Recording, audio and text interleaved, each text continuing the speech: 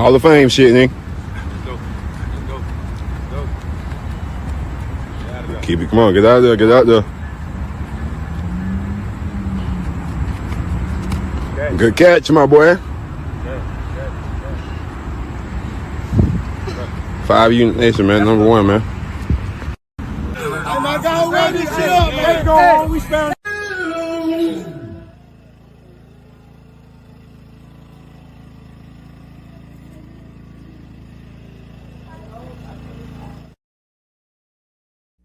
What up, y'all? Welcome back to another episode of SGDS Same Goal, Different Struggle Podcast. I am your host, Ajay Brown, and this is episode 114, y'all. 114, y'all. I appreciate all my subscribers, everybody that's been sticking in with me. If you don't know who I am Ajay Brown. I am the host of Same Goal, Different Struggle Podcast. I apologize, y'all. Everybody keep texting me at one time, man. Before I get started, man, I ain't even gonna talk about the subscribing. Y'all know what to do for a minute. I want to say congratulations to my daughter, man. If you don't know, man, I posted on my page earlier. My daughter made AB honor roll, and she got a 3.5 GPA, man. I'm just amazed, bro, about that situation, bro, because I was expecting her to get the AB honor roll, but the 3.5 grade point average shocked me. That award really meant a lot to me. If you know what I've been through with my daughter in that situation, man, it's been a long roller coaster ride with that, man, and I just that almost brought tears to my eyes. Her mentor was there with me. I just appreciate everybody that's been down with me for this ride, man. It's been a long ride. She's in 9th grade now, almost in 10th. She has accomplished something that I didn't accomplish because I didn't finish high school. But I didn't finish. My story is just all complicated. But I did finish. I did end up getting a degree, but this shit ain't even about me today. I'm just, man, amazed about all my kids, man. My boys are doing good. They be on AB honor roll as well. All my kids have been on AB honor roll, A honor roll, man. So it's been a blessing. Well, I'm thankful. I like to say that. I'm just thankful, man. So I just wanted to take that little quick minute to just give them their praise, man, because they deserve it. They are some good kids. I'm thankful that, God has blessed me with some good kids, man, because everybody's not able, you know what I mean? Everybody's situation is different, and I'm just thankful at everything, man. I had to give us, and now I'm gonna have to give us some extra money. That shit. That wasn't something I was expecting to do, but hey. But long story short, man, I appreciate that, man. All right, y'all. So look, this episode is getting back to my sports episode today, man. I'm gonna talk about the Falcons, but first I'm gonna get on this Floyd boxing, bro. I really don't. As me being a ex-fighter, man, I kind of had drifted away from boxing a long time ago, but I think as I have gained, because once I went through my surgery and went through my situation in 2021, man, once they told me I'll never be able to box again, it took something away from me. But as I've gotten my strength back, I'm getting my health back together. I'm gaining some of my, you know what I mean? I'm getting back there. I'm getting back into it a little bit, man, starting to watch some of the fights and stuff like that. I didn't get a chance to see the Ryan Garcia fight or the Carissa Shield fights, but shout out to Carissa Shield. She always put on the stellar fight, man. She go hard. I seen some of her clips and everything, bro, and she be banging, bro. I ain't even gonna lie, for a woman, she throw hands, and you got to give mad respect to her, bro. She a hell of a fighter, bro. Mad respect to her. She has brought to the women's game of boxing and everything, man. But today, man, I want to talk about this Floyd Mayweather shit, bro. So everybody know Floyd Mayweather has been fighting exhibition fights, though, and he has one coming up with Mike Tyson, which is to me just a whole bunch of bullshit, and I don't know why this fight is even being did, bro. Like, cause this shit would never be a regular fight. You feel me? So it's an exhibition fight with Mike Tyson, but that ain't even really the main focus, right? The main focus of everything is he's coming out of retirement, right? He's coming out of retirement, and I'm gonna put this up on the board real quick. He's coming out of retirement to fight Manny Pacquiao. And I was talking to my coach, Robert Lewis, who I will be having back on the podcast real soon, man. I can't wait because he got some things that he's been working on that I'm very, very proud of my coach, man, my mentor, my godfather, everything, man. He just been, man, something just a positive role model for me, man. I really appreciate him being there for me. But I was talking to him, and it's crazy. He told me this a long time, a few years after this fight. He was like, "Man, they're gonna have they're gonna have a second fight."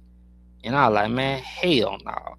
And I be damn, I had to call his ass. I actually texted him yesterday with the fight when it was made, because I found out yesterday that the fight was being made.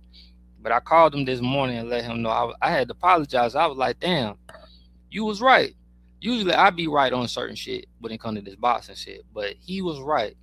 And I'm just like, I don't know. Y'all let me know in the chat when y'all see this shit. How y'all feel? Are y'all gonna watch the fight? Or is there any boxing fans that feel like they will watch this fight? I'm not sold on watching it happening. I feel like they too old. Floyd turned 49 today. Today is his birthday. He turns 49, bro. I don't want to see a 49 and a 40-year-old, 48-year-old, 48-year-old Floyd Mayweather and damn Manny Pacquiao fight. I'm just not. It's not gonna be as stellar to me. But will I watch it? I'm not gonna lie. I probably will watch it because I want to commentate on it. I want to come back and give my honest opinion on it and what I see. But I'm gonna be watching it different than the casual fan.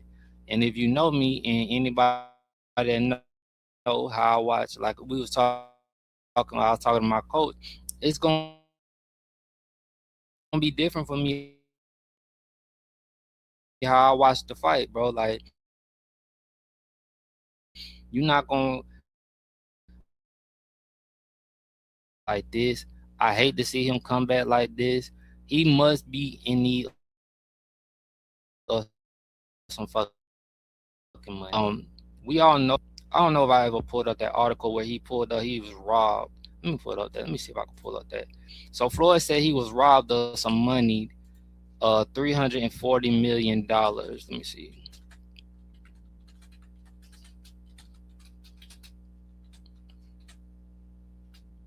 Of $40 million. Let's see if I can pull this up. So yeah, so I got it right here. So he sued. Fuck.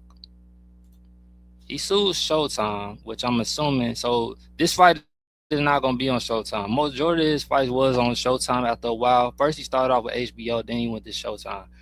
Apparently Showtime robbed him of at least 340. Let me see if that shit up on here. Yeah, let me pull it up so y'all can see it. They robbed him of $340 million. And I'm gonna read this shit off real quick. If you can't see it, I apologize. It says, although Floyd Mayweather made hundreds of $1 millions during his professional boxing career and topped the Forbes list as the highest paid athlete from 2012 to 2014, the boxer said he has been short-changed and filed a multi-million-dollar lawsuit against Showtime. The lawsuit filed Tuesday, obtained by ESPN, seeks to recover hundreds of $1 millions in misproper funds and damage resulting from a long time running and aborted scheme of financial fraud, breach of fiduciary duties, and conspiracy outraged by Floyd Mayweather Jr., former manager and advisor Al Heyman. That's crazy because Al Heyman was somebody he always gave mad respect to. Al Heyman actually started in the music business.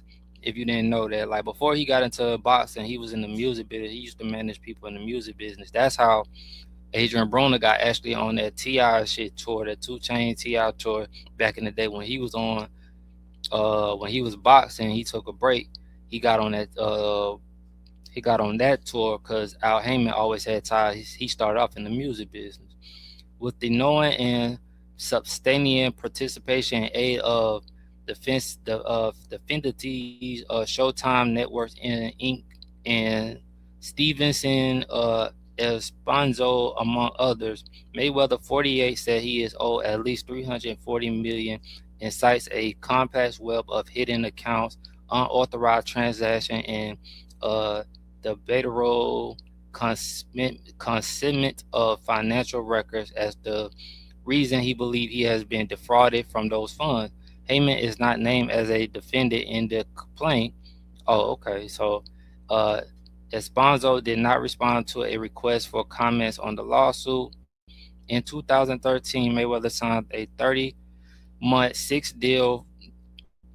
six-fight deal with Showtime that was at the time the richest for any individual athlete. He fought Robert Guerrero, Canelo Alvarez, Marco Madonna twice, Manny Pacquiao, and Andre Berto during that deal, and also faced the UFC superstar Conor McGregor on Showtime pay-per-view. Now, I can see if he came back and fight Conor McGregor, because I don't feel like he would have took a lot of damage on this fight. This fight with Pacquiao, right? I don't know, man. I don't know. I haven't watched none of I ain't gonna lie to you. I haven't watched none of Floyd's actual exhibition fights or nothing like that at all. I just haven't been interested in that shit. I'm a boxer, bro. Like I want to see some real shit. I don't like no exhibition fights. I don't want to see no fake shit, especially when it come down to pros. You don't want to see that shit. If you want to see some exhibition fight, shit, I take my ass to the amateurs and watch them fight, cause that shit'll be more exciting than still to me. Like when you think of an exhibition fight, it'd be that Jake Paul shit, and I just never really felt that shit. And I felt like when Floyd was doing the exhibition fight, he was fighting like lightweight fighters and just like he was going to China and Tokyo to fight these big name people that had a fan base, but they wasn't in his weight class. He was bullshitting around. Like I would watch the clips and I'm just like, bro, this shit ain't even. I'm not interested in this shit. Now, like my coach Ross said, he always told me, man, let them get their money.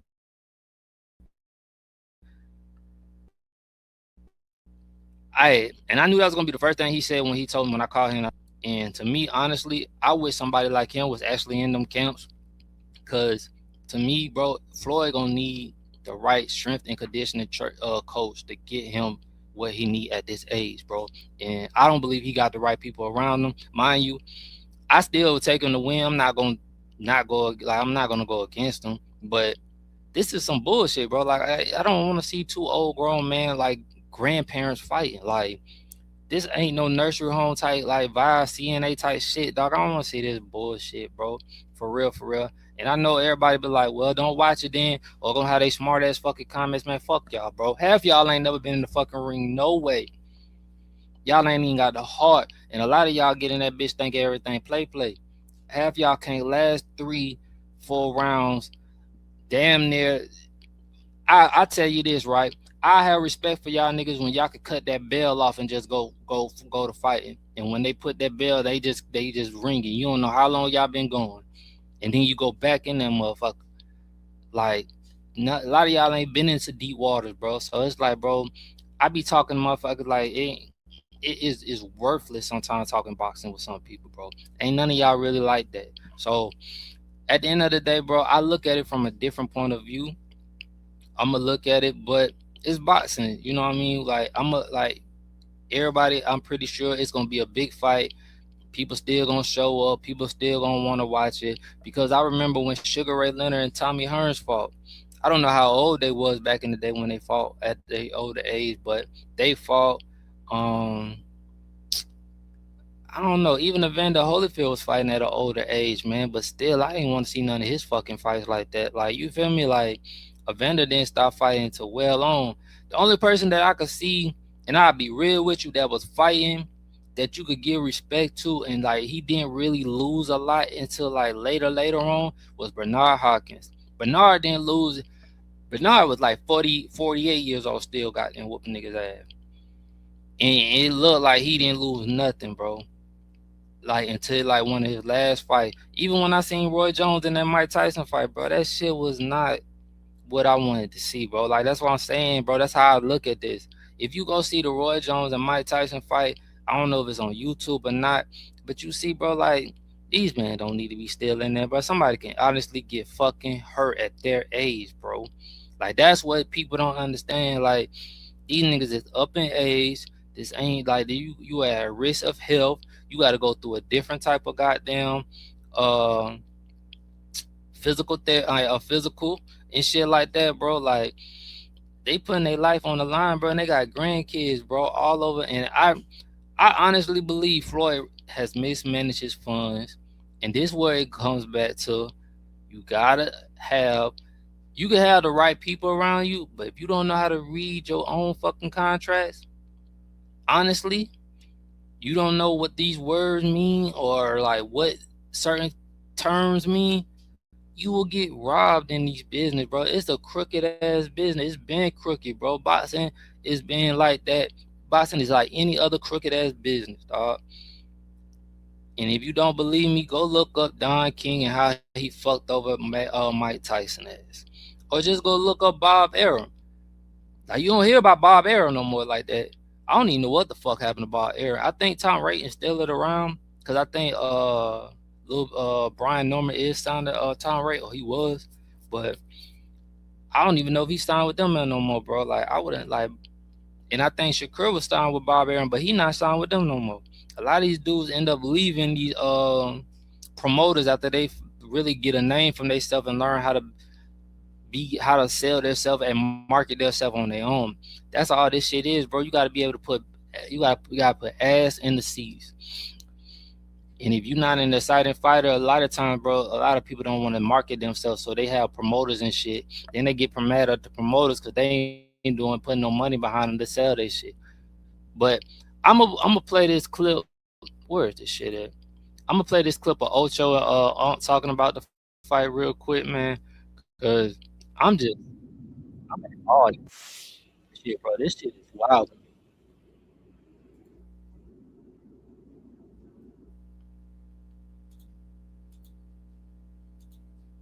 Why the fuck did it stop?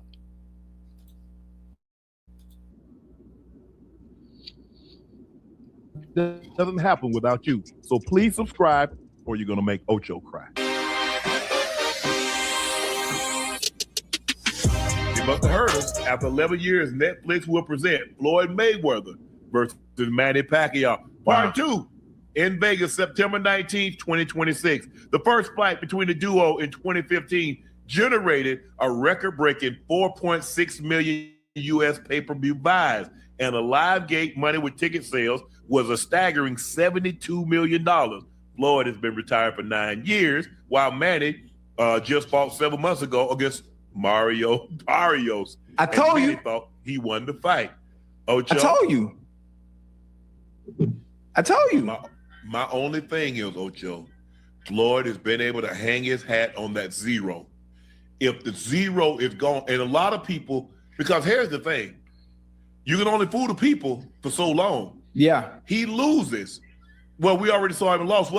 Because I think a lot of people, yeah, he was a phenomenal fighter. I didn't tune in to watch him lose. I tuned in to watch him beat somebody's ass. Right. Yeah. But a lot of people did tune in, Ocho, because they wanted to see, I saw him lose. Absolutely. And that's the great thing. That's the great thing about Mayweather during his career, is building yourself up as the villain and being able to command such enormous paydays, because the majority of the people tuning in are tuning in to hope you fail. And they hope 50 times. And all 50 times, you debunked them. Right. In their hopes, in their wishes. So again, now, far removed outside of your prime, you're fighting Manny Pacquiao again. What is everybody going to tune in to see? Whether you're 48, 58, 68, finally, is this the time where we finally get to see the pound for pound, one of the greatest of all time, do we finally get to see that asterisk where he gets the loss finally? Everybody going to tune in to see. Is that the Sphere? Yeah. That's gonna be nice. Have you ever been to the Sphere? Have you been there yet, Ocho? Nah. I walked on the outside though. I walked on the outside. That was enough for me. It's crazy, Joe. Yeah, you went to the MMA UFC thing, right? fight. Yeah, I went to the UFC fight there. Hey, well, what's up, man? We gonna go to the fight? We can make it happen. Yeah. Okay, what's up? It's in September. I'm ready. You ain't got to ask me twice. It's I already. lay my outfit. I can fit together. That nigga Ocho hell, but that Man, I nigga like- man, I Ocho like- hell, bro. Ocho a real Boston fan, dog. I respect Ocho because Ocho has been in the ring, so I give the Ocho a real goddamn one. $5,900, $5,900 down towards something, Joe. You don't put it on layaway, Joe. Hey, listen, I ain't gonna lie to you. I don't really know how I feel about it. Talk to me, Joe. I'm a huge fan of Floyd and Pacquiao. Yeah. I don't think Floyd gonna get in that ring unless he knows that he can be somewhat Uncle Ocho of what he's been. But you know, when you ain't boxing a while, man, this ain't. You know, everything is repetition, reps. Like it's different, man.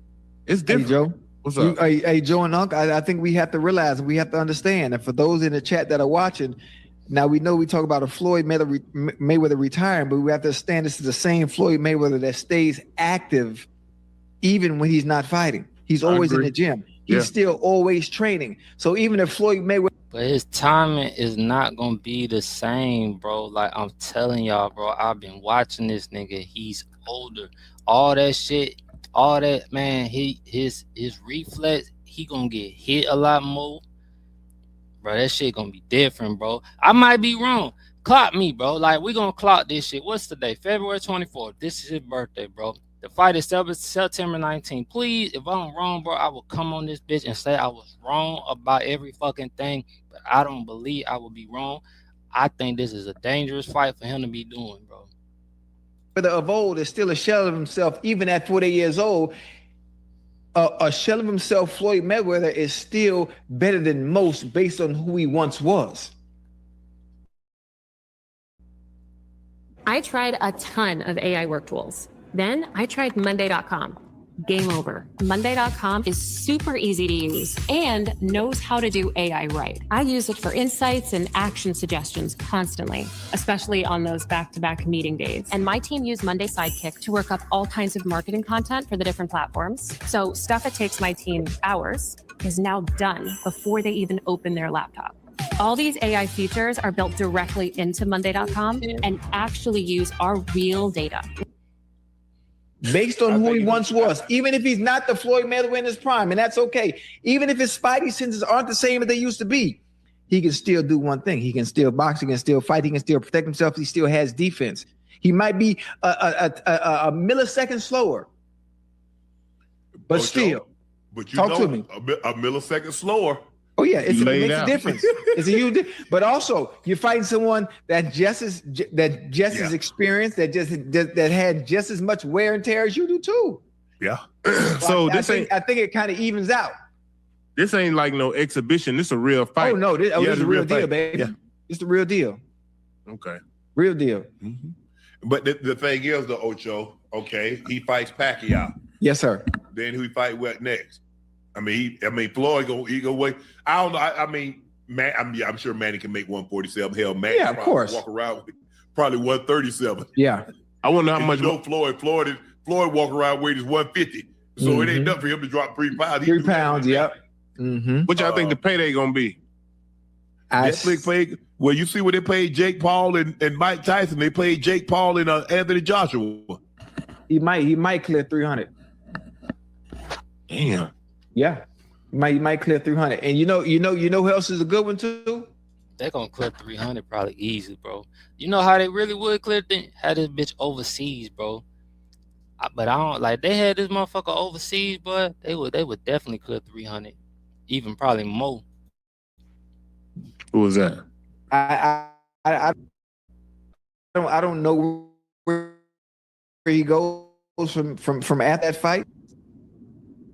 I would make it more. I just don't know what it would be. Obviously, you said you didn't like the names that I threw out there, obviously for obvious reasons, because of the weight and one being at the pinnacle and the top, in his career and just defeating the Canelo. But I'm talking about being able to grab the most and maximizing these last 2 shots in the ring. I'm just saying. You talking about you want Floyd to fight Bud? Man. Come on. I know. Hell no, bro. Bud would kill Floyd. he would kill Floyd at this age, bro. I would not. That's a man. Ocho need to hush. I know. Hey, Joe, I said it the other night and everybody laughed at me. I said 3 names. Now, all of a sudden, 2 days later, one of those names is the ones he's fighting because I'm understanding the only way to maximize as much. If you're having financial problems, and being able to recoup what you're suing for, hell, he's suing Al Heyman for 30, 40 and whatever company it might be. I don't know. Showtime 340. Showtime 340. Hell, he gonna clear that. He gonna clear that 300 right now against Pacquiao. So if you want to go again and be able to get another cash grab, Canelo rematch. I'm just saying, even if there's a weight discrepancy. Ocho trying to get Floyd in the goddamn in 6 feet under real quick, bro. Real fucking quick. Like Canelo is at what 175. This fight, I'm thinking Floyd might be at 160 with Pacquiao, if that. Maybe one at a catch weight. I don't see it being no lower than 154 with them. It won't be at 147. I highly doubt that, but I don't. But Ocho trying to get goddamn Floyd killed. I mean, what do we do in that situation? I'm just throwing it out there. Me personally, Ocho, I don't think Canelo is interested in dropping the weight. Floyd can't come, man. Ain't no way in hell. Floyd ain't never weighed no 160. He only fought one fight. He fought De La Hoya at 154, and he was under that weight. Yeah, I listen. I'm just. I know. I understand. I understand what you mean. I understand what you're saying. But I'm just saying, based on the circumstance and situations that I'm assuming he may be in. That's all. That's all. Yeah. Yeah. I mean, I hope it's not true. I got a question too. Yeah. Hey, now we talk about a fight in September at the Spear, right? Now this is good. This is nice. Now I understand it's a professional fight. What y'all think about your boy being on the undercard? A spear is a round shape. That's what I said. The spear. No, spear is what you throw. I said the spear. It's spelled spear. It's spelled S-P-H-E-R-E-A-R-E. Yes. That's what I said. Spear. I said spear. Spear. No, see, I talk country now, so it's hard for you to understand. Hey, but listen. Who you think about fighting? Huh? Who you think about fighting on the undercard? I don't know. Hey, Joey got to be somebody with a boxing background. I'm not talking about no celebs and nothing like that. Like I need to get in there and go. Joe, what you think, Joe?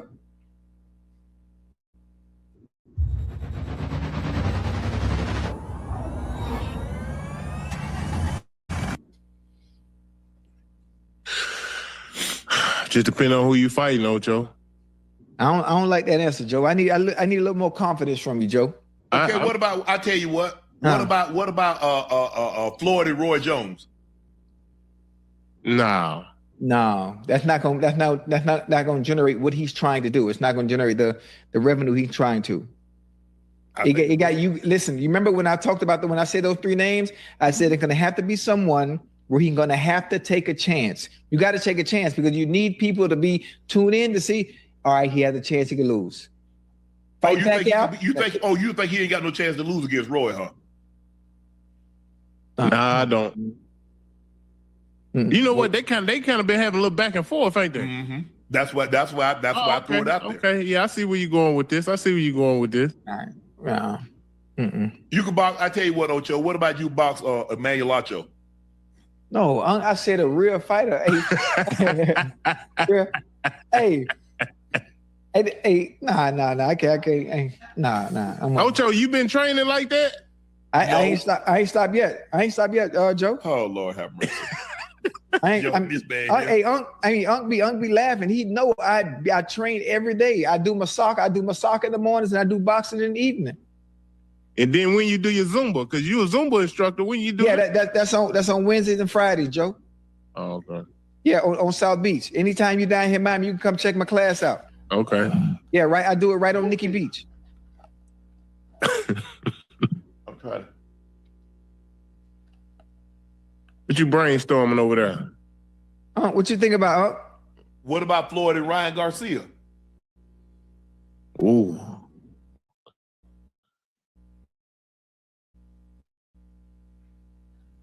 Oh, you like? Mm-hmm. I think Floyd will take that. He'll take that in a heartbeat. Yeah. Man, listen, if you make 147 easy. I'm not worried about him making. I'm not worried about him making the weight. And Floyd ain't never had no weight problem. That's not the problem. That's not the problem at all. Damn. I don't see Floyd making no 147 at that age, bro. I don't even think he can make 147 no more. To be honest with you, now I might be wrong. I don't know, but as you get older, bro, it's hard to goddamn lose that weight, bro. And he ain't fought at 147. I don't know how what he been fighting in these exhibition fights, but I know damn Skippy he ain't going in at 147 versus Tyson. I mean,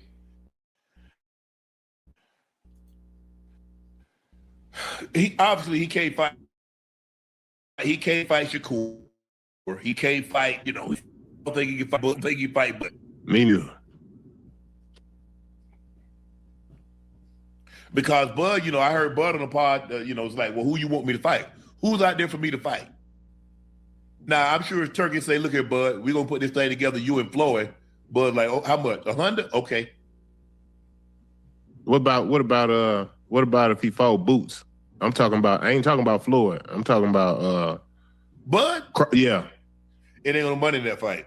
Yeah, he's not gonna take the chance. Boots ain't a big enough name. See, in order for you to generate a fight, you got to get casuals to watch it. The hardcore people like Ocho gonna watch it. Ocho go watch two kangaroos fight because he like fighting. So you discount Ocho. Ocho, look, I think Ryan Garcia and Floyd make sense. I don't think there's no chance in hell that Conor could ever get back down to 150, 155. He's too big right now, huh? Yeah, God, yeah. He's huge. I mean, knowing him, with his training background and background, I'm assuming he could if the potential of a Conor McGregor Floyd 2 would have happened, he could probably get down. He just has to lose all that damn muscle. Nah, it's hard. And man, when you lose muscle, man, you remember what happened with Roy. Roy was never the same. When he went up to fight Ruiz, he beat Ruiz at 193, and he had to drop all that weight. He cut all muscle. He was never the same. He'll tell you. He was never the same after he beat Ruiz.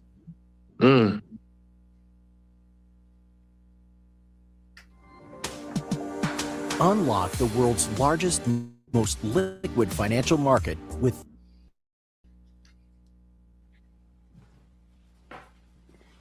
Damn. But I definitely think that's a fight we should probably be in attendance for. Okay. Yeah, I went to. Hey, we going to the fight? What? I went to the one where he fought Ricky Hatton. Floyd fought Ricky Hatton. Yeah. Yeah. Boy, and he hit him into that turnbuckle. Mm-hmm. Hey, that wasn't nothing but a check hook, Joe. And he timed it the beautiful check hook, timed it perfectly too. Excuse me. Take that with you. Walked it right into it. I've been to a few. Man, they talk about Tank and Floyd. Tank got to get some issues resolved first. Mm-hmm. Tank might be on the shelf for a minute. He got to get some issues resolved, get everything behind him, and then he can think about fighting. Right now, he might be fighting for his freedom. Right. Yeah. Right. I agree. So he need to get those issues resolved. He gets those issues resolved. He's plenty young enough because he's an exciting fighter. Yeah. He got dynamite in his hands. He can end the fight. He can turn him. He can make you short circuit. Yeah. Quick. Cut your lights out. Quick. Hey, but I think that make the most sense to me. Floyd next two fights, handle your business against Pacquiao and find a way to get the ball rolling. McGregor 2. Well, then how many fights y'all think he going? What if he just want to do this? I would say do 3. I do 3 max. I'm not talking about. Find a way to get to 53-0. Find a way to get 53-0. Maximize next. Maybe 2. Yeah, maybe 3. Maybe 2. Them 3 fights. I'm not who sure the third person would be, but the third person I fight would be the biggest chance I'd have to take. Well, there's a huge chance I could lose. Fight Huge chance Bud, I it's could gonna lose. happen. If you fight Bud, it's gonna happen. Leave Bud alone. Hey, I'm just get a world. Hey, get it people they want to see. It'll be a big payday one at Ocho. It'd be bigger than the Pacquiao one, and it'd be bigger than the next McGregor one. That third one. And then what you call it? I mean, because look, it's hard to overlap eras, but when you got a guy that's a 3-division undisputed champ in the 4-belt era, and that's what Bud is. Yeah. Mm-hmm. He's a 3-division undisputed in the 4-belt era. Listen to me, I'm telling you, Joe. Based on the circumstance and the situation that we are assuming, based on reports that Floyd might be in, he can get the most, almost topping what he's already made when he was fighting in his prime in a short amount of time. Pacquiao, Mayweather, and go on a goddamn limb with Bud. I'm just saying.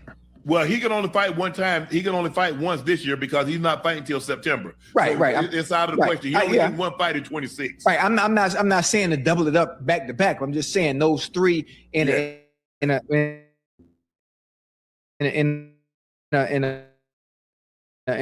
matter of time that you see suitable. I think you got to understand. Floyd don't take much punishment either.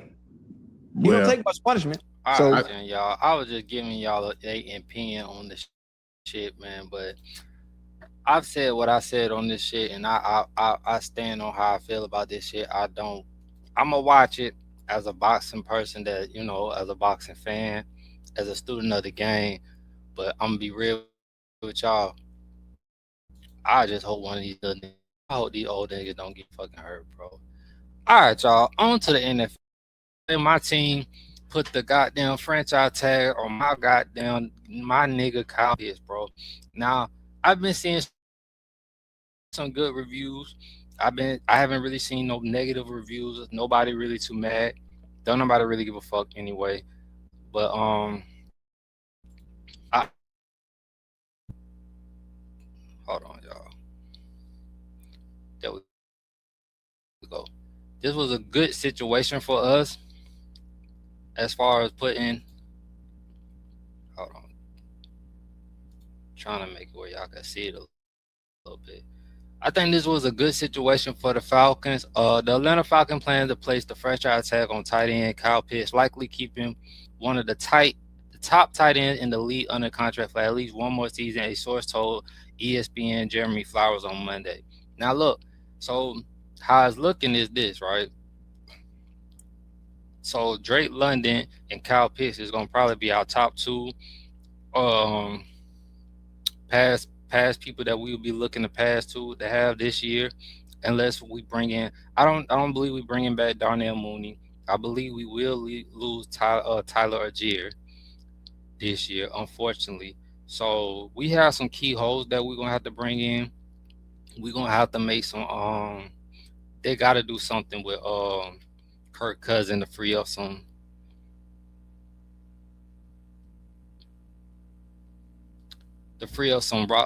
money space, some cap space, because we're gonna have to bring in. I don't know, and see with the thing with Jeremy, with James Pierce Jr., bro. I don't know how that situation is gonna turn out. Hopefully, and I hope it turns out in a learning situation for him. But I don't know how, like I said, I don't know how that's going to affect how we look at the draft right now.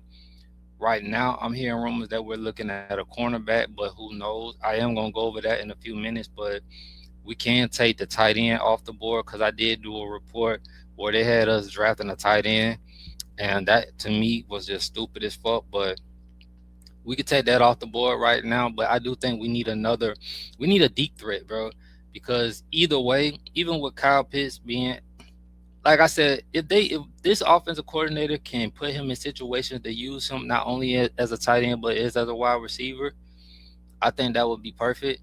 But we have to wait and see how that goes first. I don't know. I'm not finna say nothing negative, but I don't know how this shit is gonna go I'm still on the fence with both the head coach and the offensive coordinator. But I can't say the front office did do something good for the first time. Well, not the first time, but the front office did make a good move with this, bro. I'm not mad at this. The franchise tag contract numbers are based on the top 5 annual salaries at each position. Pitt stands to make about $16,319,000 in 2026. The franchise tag salary this year for tight ends, according to the over the cap. Pitts and the Falcons will have until July 15th to agree to a long-term contract, or else he will have to play the 2026 season under the franchise tag. I don't know how that's gonna go, but let's see if our GM can make some things happen.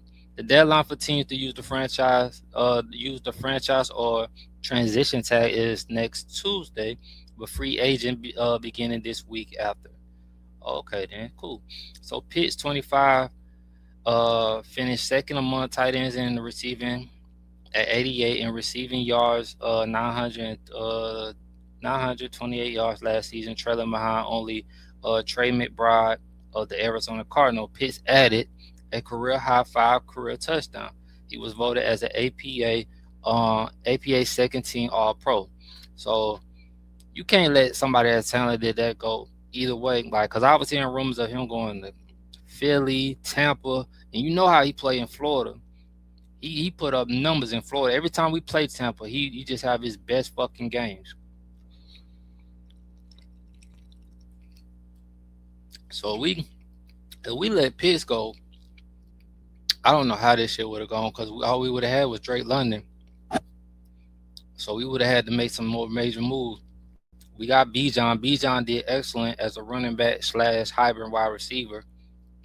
I feel like we could still put him in some wide receiver positions too as well, but we still need a deep threat. It's marked as a major rebound year, including one of the best games ever for a tight end against Tampa Bay in December. Pitts had 11 catches for 166 yards and 3 touchdowns, becoming the first tight end to reach at least 150 yards with 3 touchdowns in the game since Shannon Sharpe in 1996. Pitt struggled with injuries and inconsistency from 2022 to 2024, with a record-breaking rookie season in 2021. Pitts had 1,026 yards on 68 catches in his first year. He was the first tight end to reach 1,000 yards as a rookie since Mike Ditka in 1961, and the first tight end to make the Pro Bowl since Jeremy Shockey in 2002. I don't believe that's part. It's right. I thought a tight end make it every fucking year, but whatever, bro. Matt Ryan was Pitt's quarterback during the standout season, and now Matt Ryan is the Falcons' new president of football. Whoop-de-doo. Ryan lead the search committee that hired former Cleveland Brown coach Kevin Stefanski as the team new head coach, and Ian Cunningham, formerly the Chicago Bears assistant general manager, as general manager. Stefanski is a former tight end coach and has inflated for the position in his office as king. Now I will say that, right? I see what he did with the Browns tight end, and that motherfucker did used to ball out. That was Shador's favorite favorite goddamn person. So I can't say that in his offense, the running back and the tight end do be on point. So I am excited to see what Bijan Robinson and Kyle Pitts do this season, because like I said, from watching the Browns game, you did see that, the running back, and I'm not just talking about last year, I'm talking about the years before. You'll see the running back do good and the tight ends. So I give him that in that point. But y'all let me know in the comments how y'all feel about us franchising Kyle Pitts. Are y'all mad about it? Do you feel like it was like signing? Do you feel like we will sign him to a big year contract? How do y'all feel about this? Y'all let me know in the comments when y'all and just tell me how y'all feel about that shit. So now I'm gonna get onto our NFL Combine and what they say we will be looking at. Now we could be looking at anything. We could be looking at defensive tackle.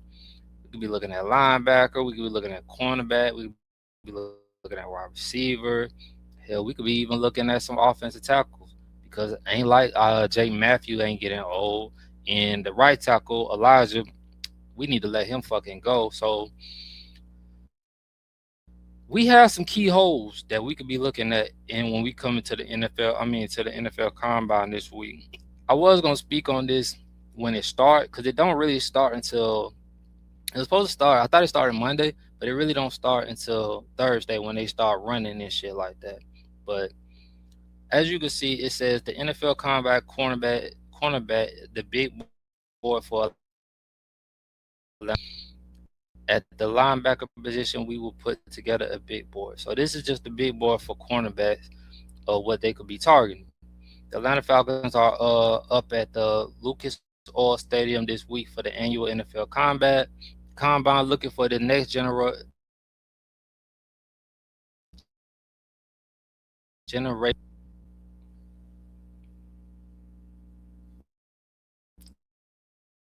All right, my bad, y'all. I was trying to make this shit. Where was I? Looking for the next generation of player. This week marks the official start of player acquisition season, and Ian Cunningham will have his first opportunity to speak with the 2026 draft. Cunningham will be, well, I know this for sure. They ain't gonna be drafting nobody with no goddamn any mental issues or any goddamn anger.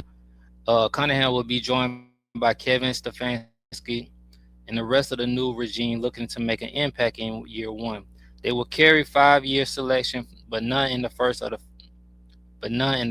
or fifth round. The regime will need to make the most out of a pick out of the second round, third round, fourth, sixth, and seventh. But the new general manager has already stated that he can make the most from a limited crop. As we only time will tell. We only have 5 picks right now, but we only had 5 picks my first year in Chicago.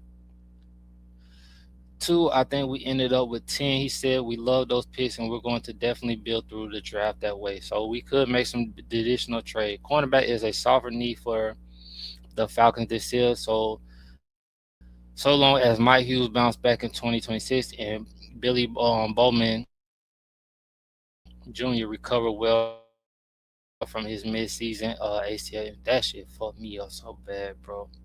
Damn. This is also pending a free agent decision on D. Offer. Now, I'm not a huge D. Offer fan, right? But what I would say is this. D. Offer, either he deserves to come back with the Atlanta Falcons on a New Year deal, at least 2, I give 2, maybe 3-year deal, or he needs to sign with somebody else for some type of money because he did play his ass off last year. I will say that. Like I am man enough to say when I am wrong about the offer, because I always say fuck the offer, and he still pissed me off some of them times. But I will say that he did have a solid season. The Falcons have not selected a corner in the first 3 rounds since drafting AJ Terrell Jr. In the first round back in 2020. Should the Falcons go with the best player available approach? However, there will be some solid players to choose from. All right, y'all. So these are some cornerbacks. I never watched this cornerback, Chris Johnson of San Diego State. Chris Johnson feels unlikely given the need elsewhere and the potential cap. The Falcons would need this man, but he will have an instant elevation to the cornerback room. He's a sticky cover guy who can shift between zone and man coverage. He's a good athlete who should transition into a solid second cornerback at the very least. So, I mean, this cornerback class is deep. And deep as fuck from what I'm looking. Watch him at South Carolina, but I have heard about him. If per athlete traits are what the Falcons are looking for, then Brandon Cecile could be a tremendous candidate. He is 6 foot tall, but his vertical and 40 time will, while on look at the NFL Combine this week. And I'm gonna pay attention to the wide receiver and cornerbacks, definitely their timing and just everything. Looking at how they get in and out of breaks and stuff like that, and route running and stuff like that, just to look at the little things. And I'm gonna do a commentary on that. I'm gonna see if Nate want to do something on that as well. I'm gonna see if he want to talk about the NFL Combine. Matter of fact, I'm about to text him right now.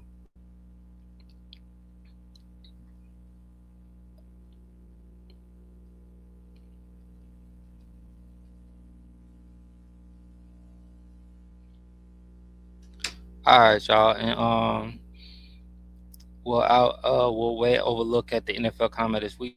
So he has a few holes in his game that will need patching up, but he offers some fantastic upside. Strong perimeter tackler who could provide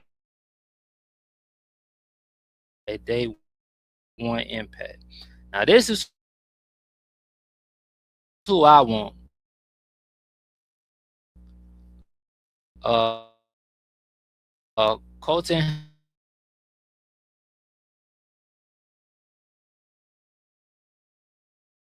but still, bro, like he not, you know what I mean? That's another Georgia player, bro. Like another, in-state home team, bro.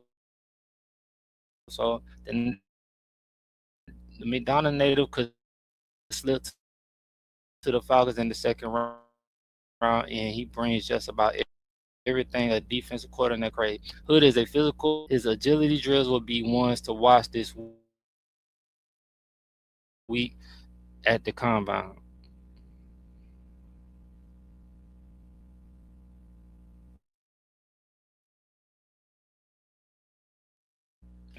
All right, then y'all, and then Davidson, Benson. I have not. Okay, when it comes to Ohio State cornerbacks, bro, I would never be sold on them, bro. Between them and Clemson, AJ Terrell and his brother, like Avion. I like Avion. I like Avion a lot more than I like. To be honest, I like Avion a lot more than I like. Avion. I like how Avion plays man to man. I just like how Avion plays all around, bro. At 6'2" and 195 pounds, Davidson.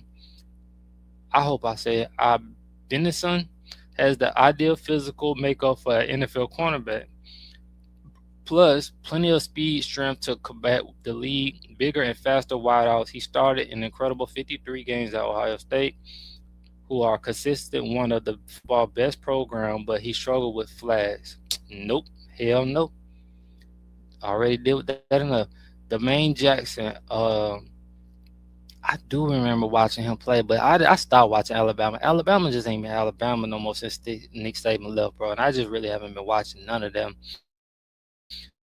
They just don't give me that same Alabama feeling no more to be even want to watch their ass. So I haven't really been watching them. But Domain Jackson is an elite sprinter and former 5-star recruit who should bring a lot of attention when he reads to run the 40-yard dash. He's a good athlete with upside, but has not yet reached his full potential. Jackson medical will bring something to watch this week as he suffered a major league injury in school. Oh man, players that it's another motherfucker I want. Devin Moore, and I've been saying this, like I fuck with Devin Moore, bro. Even though he kind of stayed injured at Florida a lot too, man. When he plays, bro, Devin Moore was one of our best fucking cornerbacks, man. Like I never really had to worry about his side of the field. It was the other side, him 26. What was number 27? That nigga 27 and Camardi ass, bro. Them motherfuckers used to stress the fuck out of me, bro. Devin Moore has impressive size, 6'3". I didn't even know he was that big. 198 for a corner, but he struggled with injuries throughout his college career. Just 17 starts in 4 years. Damn, that's it. I don't know Devin Moore. I knew he stayed injured, but I didn't know it was just that much. His 2025 was injury free though, and it helped his case as he was able to show that he was capable, a capable player in the Gator secondary. He has a very good length and is good in the back half of the field on deep passes. If he can stay healthy, there's a lot of potential there. I'm telling you, bro. If we don't we don't get a cornerback in the second round. If he's there in the third round, please take him. God, please take him, because wherever the fuck he go, bro, he's gonna be. If he can stay healthy, he's gonna become a starter.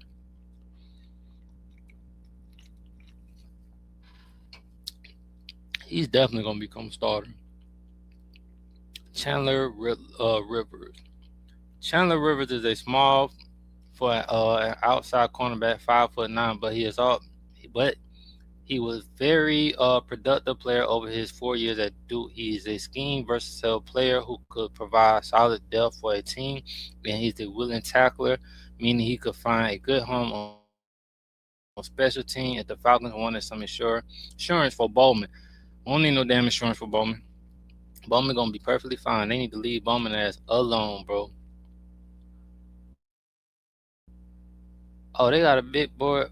Okay, hold on. Let's see what the linebackers talking about.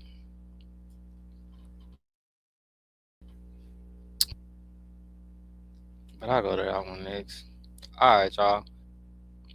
So we're gonna go to this. So the target. So Anthony Hill. I wouldn't be mad if we got him in the second round. Anthony Hill is a good linebacker out of Texas. Anthony Hill is a linebacker who could be gone by the time the Falcons get to turn in their draft card, but may drop to them at number 48. And that's how it always be, bro. People that's supposed to go in the first round, you think they'll go in the first round, they be dropping in that second round, bro, and they become good ass players. Hill is an outstanding athlete with good size, 6'3", 238 pounds, and a lot of off the ball versatility. He can contribute all over the field on all three downs, evident by his 70 tackles, 4 sacks, 3 forced fumbles, and 2 interceptions last season. I'm not mad at that. Jake Golday, linebacker at Cincinnati. Jake Golday was supposed to be part of the Shrine Bowl, but he pulled out at the last minute. The linebacker has a massive frame at 6'4", 240 pounds, but it's also on Bruce Fedman freak list for the otherworldly athleticism for his size. A 1.54 second 10-yard split and a 4.24 second shuttle, 10-7 board jump, and the 36-inch and dabble at the second level would make for a fearsome duo. Now I like Jacob Rahiz Lord, I know this name.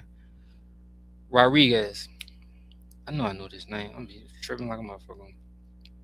I seen him play, bro, and that game they played versus, I think it was Oregon. If it weren't for that damn defense, bro, if they had a better offense, they could have been did some things, bro. Cause they quarterback let them down. The Buckets Award winner from the 2025 season could be an option in the 3rd or 4th round, and he's defense. He's a turnover machine for the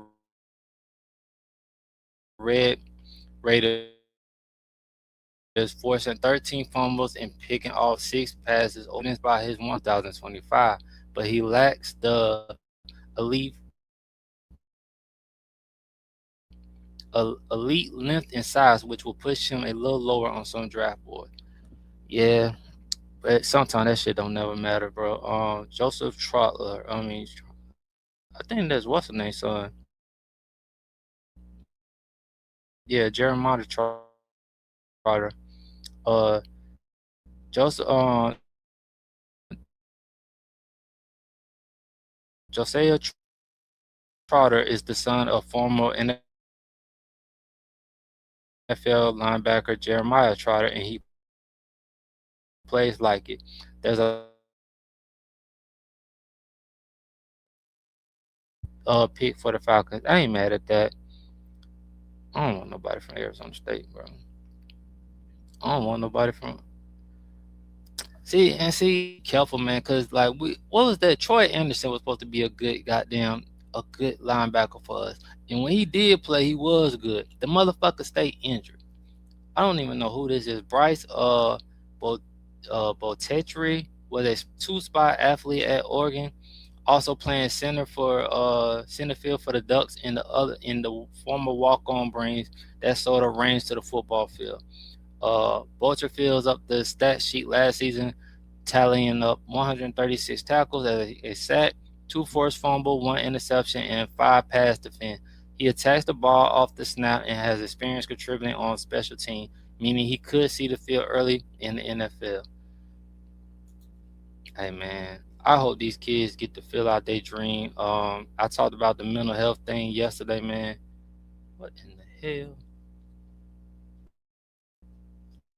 Oh, I talked about the mental health thing yesterday, man. I hope these kids get to fill out their dream.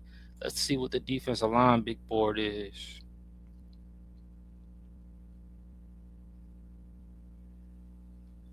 Oh hell, they will have a Georgia player up here first. Oh no, Lee Hunter. Now I wouldn't be mad at Lee Hunter falling to us either. I like Lee Hunter. Lee Hunter, he's a good defensive tackle. If the Falcons are fortunate enough to have Lee Hunter drop to them in the second round, it may prove to be silly not to take advantage of it. A 6'3", 320-pound long arm. The interior defender has the size. I mean, what's my number 54? What's my nigga name? Brandon Doris. Him and Brandon Doris together. I like that. But see, we just drafted somebody from Clemson, and I knew that was gonna be some bullshit. As soon as we drafted that motherfucker, we always drafting these goddamn defensive tackle, and they always be a miss. For the last, I don't know how many years the Falcons have drafted. They drafted somebody out of Ole Miss, Noel, a few, like some years back. I think the year before they got either the year they got AJ Terrell, the year before, he didn't turn out well. It's some other ones that just haven't turned out to be the defensive tackle that we were supposed to be, man. I just get tired of us wasting fucking draft picks on defensive tackles that are goddamn a miss. If they gonna draft somebody, I hope they hit. The interior defender has the size and athleticism to improve the Falcons' interior defense right away.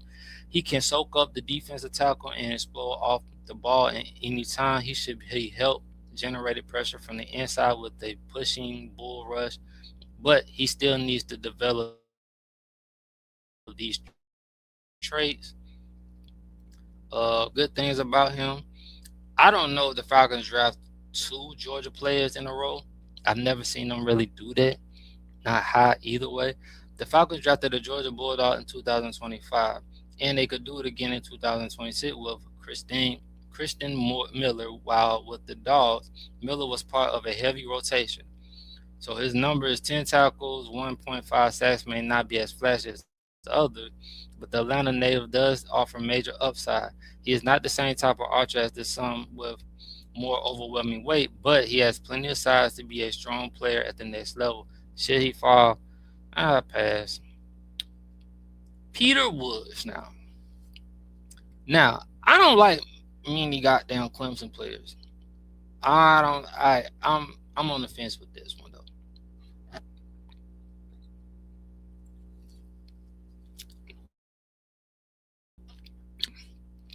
The Clemson product had a bit of a down season in 2025, but Peter Wood plays with a lot of violence.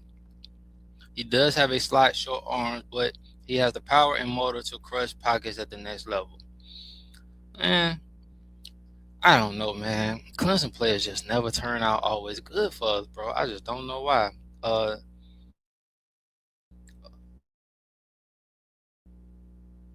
Nah, I ain't really trying to read no Ohio State. Now, I'm not mad at this one. Coming in at 330 pounds with a very long arm, Darnell Jackson is a very large human with his length inside, and he has the upside of a 3-down player, but he's still a bit raw. Inserting him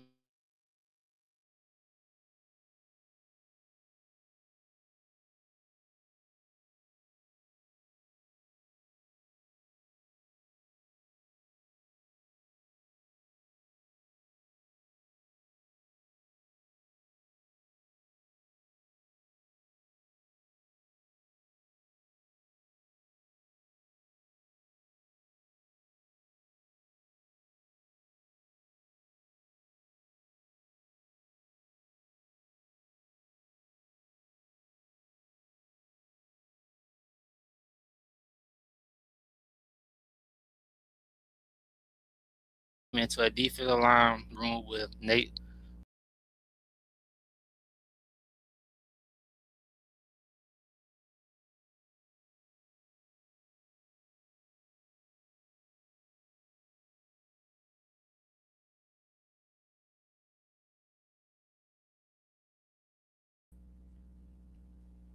My bad, y'all. My shit be fucking my shit up. I don't know what be going on with my computer sometimes. It be fucking up.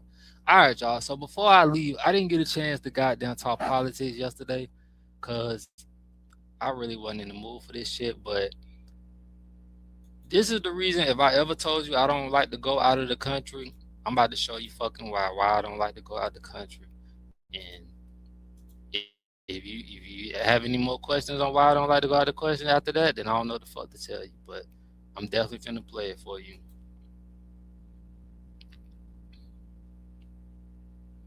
Oh, this shit in English.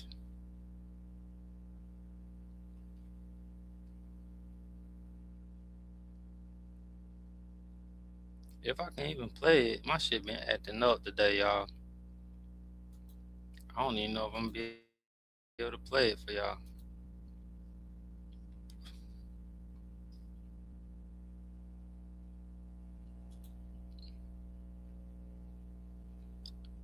Might not be one of them days, y'all.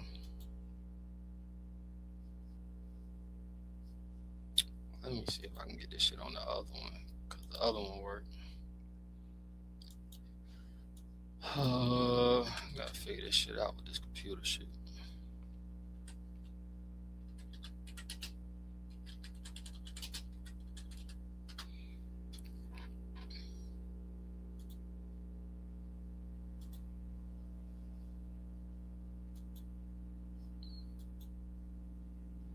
You know what, y'all? Fuck it. Guess it wasn't meant for me to talk about that shit today. Oh well.